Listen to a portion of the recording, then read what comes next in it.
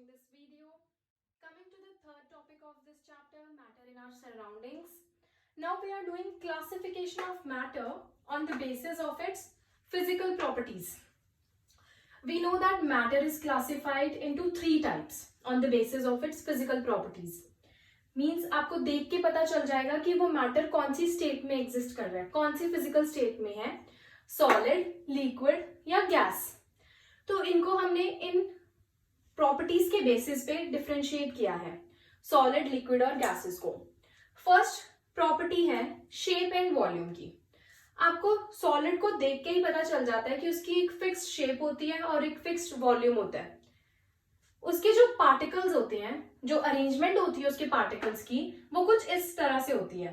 Tightly packed होते हैं उसके पार्टिकल्स, उनमें इंटर एटॉमिक स्पेस बहुत कम होती है. यही सब अभी हम डिफरेंसेस आगे पढ़ेंगे. सेकेंड, लिक्विड की शेप फिक्स नहीं होती. जिस भी कंटेनर में आप लिक्विड को डालोगे, सपोज वाटर को पहले आपने एक जग में डाल लिया तो वो जग की शेप ले लेगा, फिर आपने उसको एक बाउल में डाल लिया तो वो एक बाउल की शेप ले लेगा. तो liquid has no fixed shape. But जो वॉल्यूम है उस वाटर की, अगर आपने 100 मिलीलीटर वाटर लिया है तो वो 100 मिलीलीटर ही रहेगी. Volume is fixed. But in the case of gases there is no fixed shape and no fixed volume. Gases के जो पार्टिकल्स हैं, एक तो उनमें इंटरएटॉमिक स्पेसेस बहुत ज्यादा होती हैं, वो बहुत दूर दूर होते हैं. एक खाली एक कंटेनर है आपका, आपको लगेगा वो एम्प्टी है, बट उसमें एक्चुअली में गैस फिल्ड है, कंप्लीटली फिल्ड है गैस.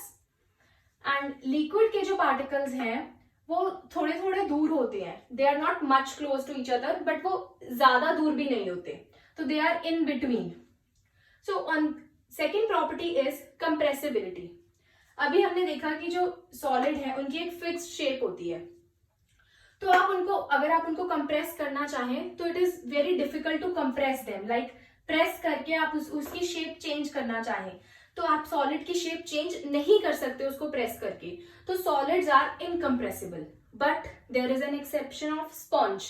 स्पॉन्ज होता है, उसमें पोर्स होते हैं. आप जब उसको प्रेस करते हो तो उसके पोर्स में एयर फिल्ड होती है. आपके प्रेस करने पे वो एयर एस्केप कर जाती है और स्पॉन्ज कंप्रेस हो जाता है. जैसे ही अपना आप हैंड रिमूव करोगे वो स्पॉन्ज फिर से वैसी ही शेप ले लेगा.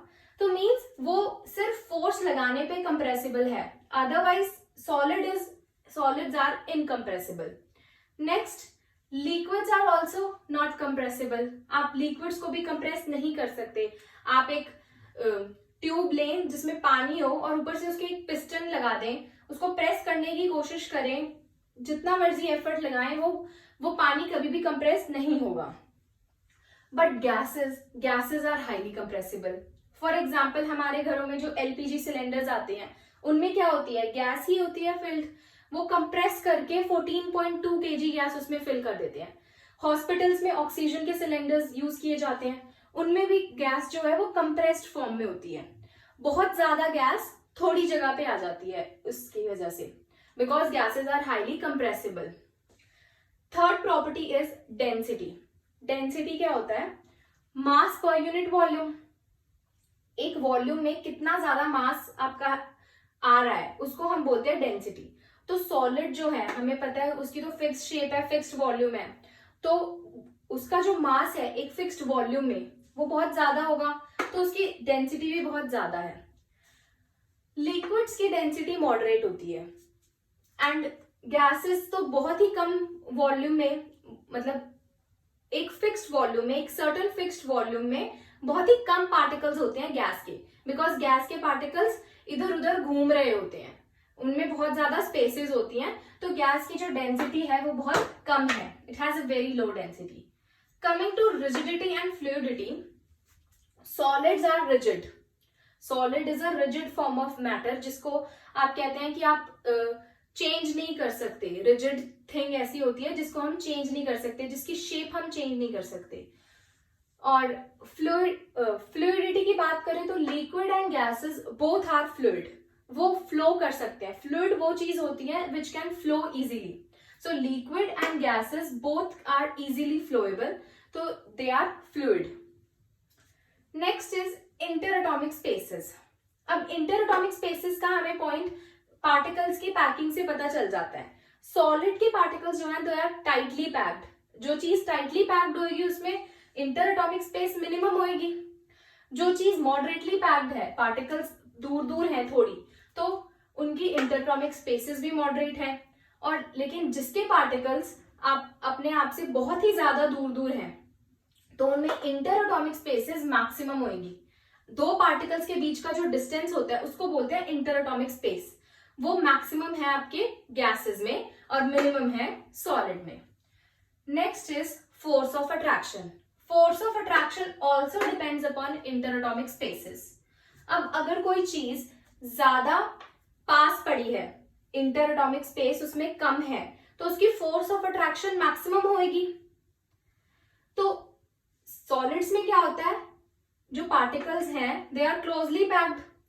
आप उनके बीच का डिस्टेंस बहुत कम है, तो उनकी फोर्स ऑफ अट्रैक्शन, एक दूसरे को अट्रैक्ट करने की पावर उनकी मैक्सिमम होती है। और सेम वे गैसेस में जो पार्टिकल्स हैं वो दूर दूर हैं, तो उनकी अट्रैक्ट करने की पावर मिनिमम है, force of attraction minimum. Liquids में ऑलमोस्ट सब कुछ मॉडरेट होता है, सॉलिड से कम और गैसेस से ज्यादा। लाइक जो फोर्स ऑफ अट्रैक्शन है सॉलिड से तो कम होगी लिक्विड में, लेकिन गैसेस से ज्यादा होगी force of attraction. Next is movement of particles और काइनेटिक एनर्जी। हमें पता है कि जो पार्टिकल्स हैं मैटर के अंदर दे आर कॉन्टिन्यूसली मूविंग, वो अंदर मूव कर रहे हैं। वो मूव तब करेंगे जब उनके पास जगह होगी मूव करने की।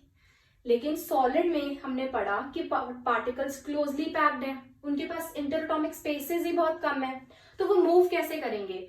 तो particles in solid do not move much, वो मूव नहीं करते। उनकी काइनेटिक एनर्जी मिनिमम होती है।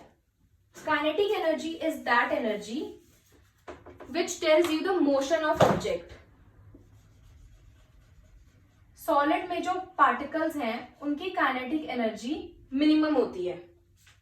जो लिक्विड में पार्टिकल्स हैं वो मूव तो करते हैं बट एक लिमिट से मूव करते हैं वो, तो उनकी काइनेटिक एनर्जी मॉडरेट होती है। एंड इन गैसेस में तो जो मॉलिक्यूल्स हैं they are randomly moving in a container also, they are colliding with the walls of container, they are moving with a very great speed, तो उनकी kinetic energy maximum होती है। Examples of solid ice, liquid water and gas steam. मैंने एक ही substance के water के ही अलग अलग फिजिकल स्टेट्स में एग्जाम्पल दिए हैं। Thank you for watching this video.